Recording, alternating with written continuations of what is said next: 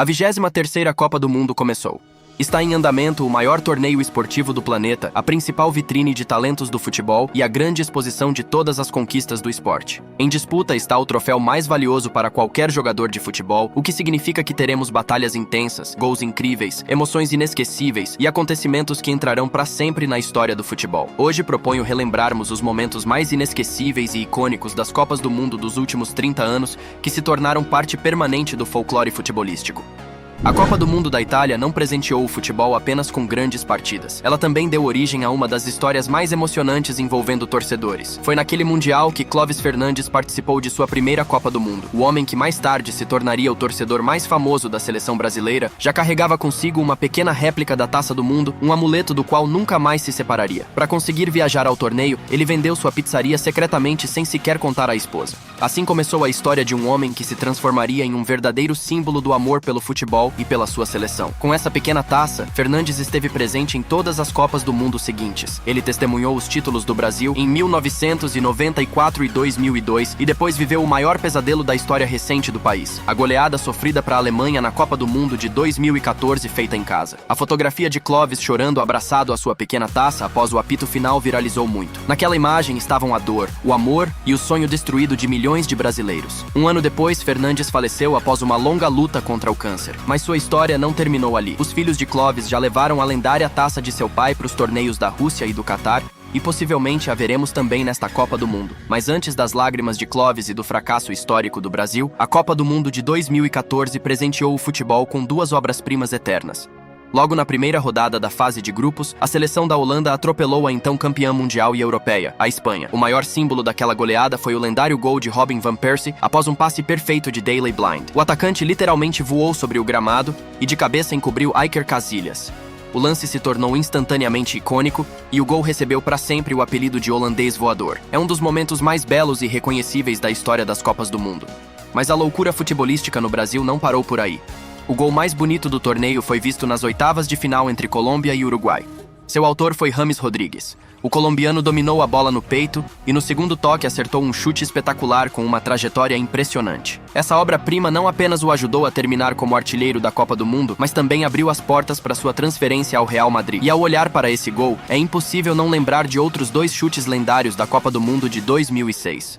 Primeiro, Joe Cole acertou um disparo incrível contra a Suécia.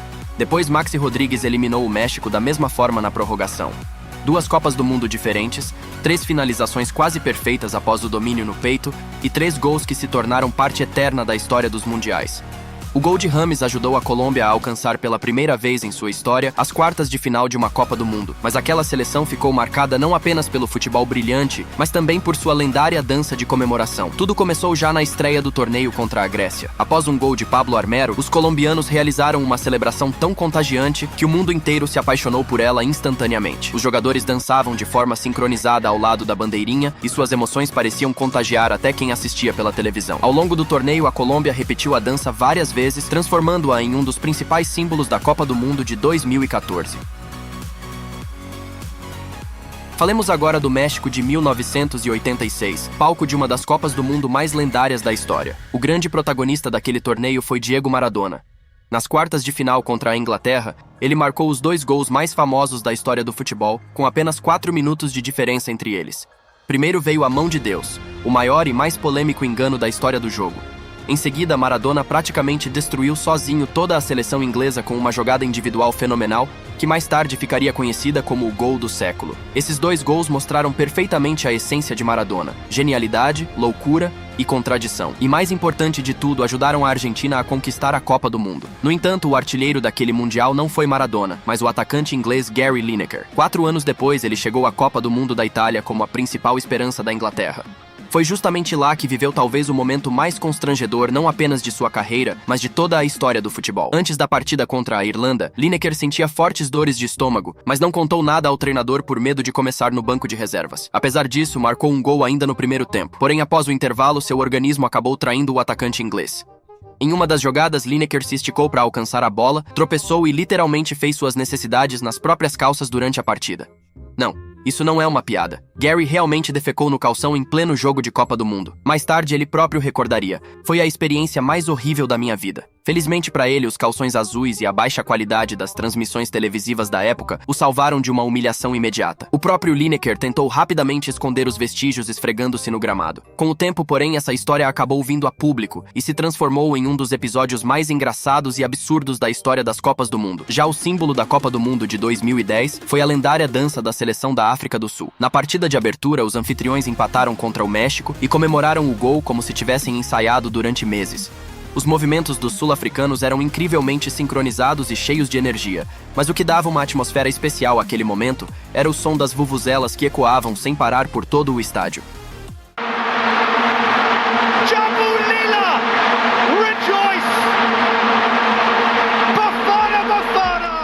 As vuvuzelas se tornaram imediatamente o principal símbolo daquele mundial. Alguns torcedores as odiavam, outros estavam dispostos a ouvi-las durante todos os 90 minutos, mas ninguém permanecia indiferente. Mesmo anos depois, ainda é possível ouvir vuvuzelas em estádios ao redor do mundo, tamanha foi a influência deixada por aquela Copa. Aliás, na Copa deste ano, as vuvuzelas estão oficialmente proibidas. Mas se voltarmos ainda mais no tempo, veremos que a moda das danças após os gols em Copas do Mundo foi em grande parte popularizada por Roger Milla. Na Copa do Mundo de 1990, o lendário atacante de Camarões corria até a bandeirinha após marcar e realizava danças animadas que rapidamente se tornaram icônicas. E vale lembrar que Milla já tinha 38 anos naquela época. Sua energia, suas emoções e seu futebol vibrante transformaram a seleção de Camarões em uma das maiores surpresas daquele torneio, enquanto suas comemorações entraram para a história do futebol. Aliás, depois da polêmica envolvendo as danças de Vinícius Júnior contra o Benfica, muita gente voltou a lembrar de Roger Milla e a se perguntar por que aquilo era considerado uma manifestação lendária de emoção, enquanto hoje provoca tantas discussões. As seleções africanas, de modo geral, costumam deixar imagens inesquecíveis nas Copas do Mundo. Por exemplo, durante o Mundial de 98, o mundo inteiro comentava o penteado do defensor nigeriano Taribo West. Seus dreadlocks verdes e brancos nas cores da bandeira nacional pareciam tão incomuns que se tornaram instantaneamente um dos principais símbolos visuais daquele torneio. Mas até mesmo Taribo West encontrou concorrentes de peso. E não era apenas um jogador, mas toda a seleção da Romênia. Antes do torneio, os romenos prometeram que se conseguissem avançar de um grupo com Inglaterra e Colômbia, toda a equipe pintaria os cabelos de amarelo. Depois de 2 vitórias surpreendentes, tiveram que cumprir a promessa. Na partida contra a Tunísia, os romenos entraram em campo completamente transformados. Todos estavam com os cabelos pintados de amarelo brilhante, incluindo o próprio Gheorghe Hagi. O único que não aderiu foi o goleiro Bogdan Stelia, simplesmente porque era careca. As fotos daquela seleção se tornaram lendárias instantaneamente e continuam circulando pela internet até hoje. Porém, a magia romena durou pouco. Nas oitavas de final, a Croácia encerrou sua campanha. Mas se os romenos se limitaram a uma única cor da bandeira, o americano Weston McKennie decidiu ir além na Copa do Mundo do Catar e pintou os cabelos com várias cores da bandeira dos Estados Unidos. O resultado ficou bastante peculiar, mas a internet rapidamente transformou o visual do meio-campista em meme. Vamos falar agora sobre beleza, porque a Copa de 2010 também nos presenteou com um dos gols mais espetaculares da história dos mundiais. Na semifinal contra o Uruguai, o capitão da Holanda, Giovanni van Bronckhorst, acertou um chute monumental de longa distância mandando a bola no ângulo. Aquele disparo mostrou perfeitamente o comportamento imprevisível do famoso Jabulani, bola que os goleiros do mundo inteiro pareciam odiar. E foi justamente a Holanda que chegou à final onde parecia estar diante de um destino já traçado. Afinal, o vencedor daquele mundial já havia sido previsto pelo principal oráculo da competição, o famoso Paul the Octopus. Antes de cada partida, ele escolhia uma das caixas de alimentação decoradas com as bandeiras das seleções e de maneira impressionante acertava os resultados repetidamente. No começo todos riam, depois passaram a se surpreender. Antes da decisão, Paul escolheu a Espanha. E como se viu depois, não estava errado. Talvez a magia do povo tenha ajudado até mesmo Iker Casillas a realizar aquela defesa lendária cara a cara com Robben, uma intervenção que garantiu à Espanha sua primeira Copa do Mundo. Mas houve outra defesa naquele torneio que se tornou ainda mais icônica, especialmente para os uruguaios. Trata-se, claro, da famosa intervenção de Luis Suárez nas quartas de final contra Gana. Nos últimos segundos da prorrogação, Suárez usou de propósito a mão para impedir uma bola que já estava entrando no gol vazio. Veio o cartão vermelho, veio o pênalti para Gana, e vieram também as imagens de Suárez assistindo ao chute de Asamoah Gyan com desespero, antes de explodir de alegria quando o ganês acertou o travessão. O episódio dividiu o mundo do futebol. Para alguns, Suárez foi um herói que se sacrificou pela equipe. Para outros, foi um vilão que roubou da África uma semifinal histórica de Copa do Mundo. 4 anos depois, Luiz voltou a ser o centro das atenções no Mundial do Brasil. Primeiro perdeu o início do torneio por causa de uma lesão. Depois retornou e marcou 2 gols contra a Inglaterra, praticamente encerrando as esperanças inglesas de avançar para o mata-mata. Mas na partida seguinte contra a Itália, Suárez revelou novamente seu lado mais sombrio. Em pleno jogo, ele mordeu Giorgio Chiellini, e isso resume perfeitamente quem era Luis Suárez. Um gênio, um herói, um provocador e um louco do futebol ao mesmo tempo. Por isso, as discussões sobre seu legado continuam até hoje. Afinal, ele foi um salvador ou um vilão? Agora relembremos um grande meme de 2018. Após a polêmica partida das quartas de final entre Argentina e Holanda, Lionel Messi concedia uma entrevista na zona mista quando protagonizou uma cena que se tornaria lendária. O final? ¿Qué mira, bobo? Anda para allá, bobo. Anda para allá. Tranquilo. Ele disparou a famosa frase: "O que está olhando, bobo?"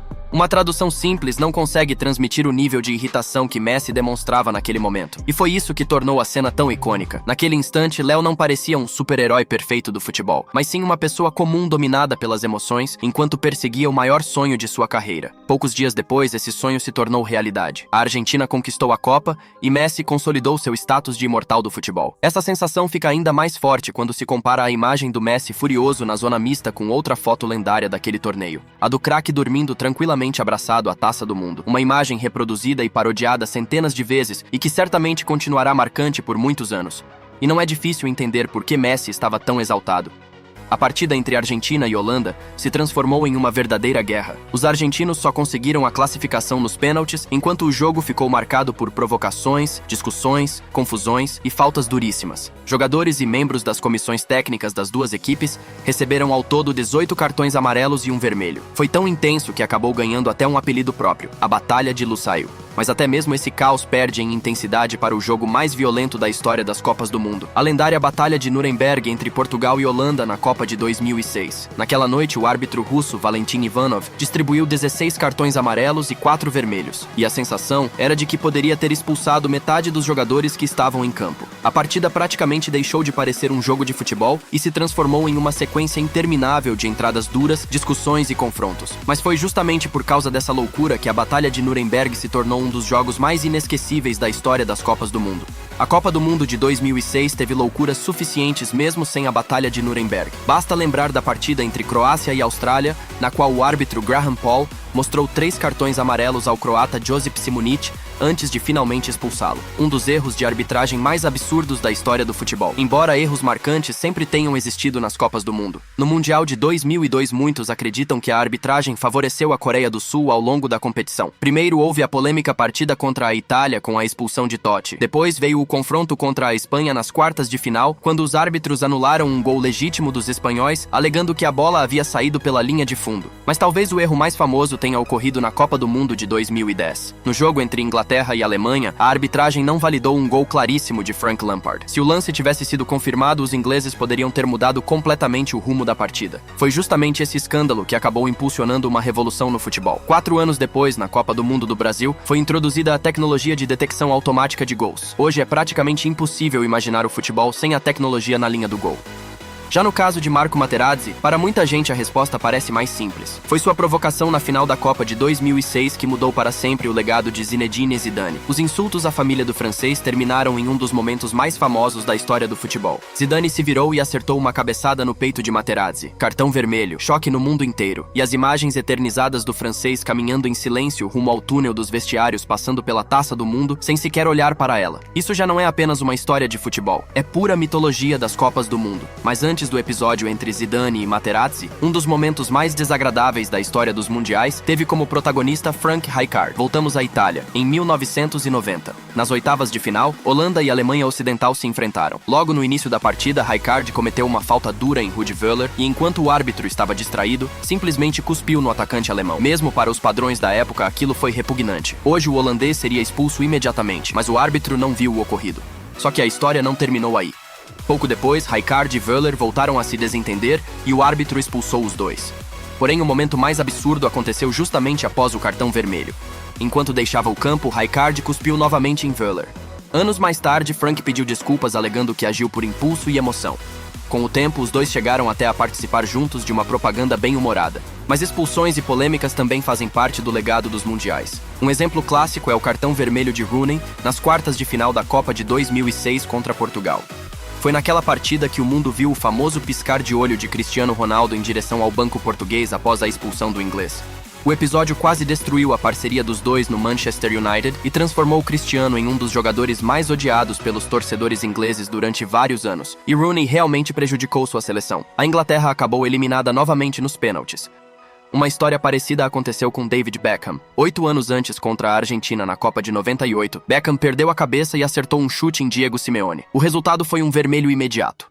A Inglaterra voltou a ser eliminada nos pênaltis, e Beckham passou a ser duramente criticado em seu próprio país, mas ele suportou toda a pressão e conseguiu sua vingança esportiva na Copa seguinte, quando marcou o pênalti da vitória contra a Argentina na fase de grupos. Foi também naquele Mundial que Beckham apresentou outra marca registrada que se tornou lendária, seu famoso moicano, porque mesmo nas Copas do Mundo ele continuava sendo uma das maiores referências de estilo do futebol. E claro, não dá pra falar de cortes de cabelo icônicos sem mencionar Ronaldo. O fenômeno transformava em lenda praticamente tudo o que tocava.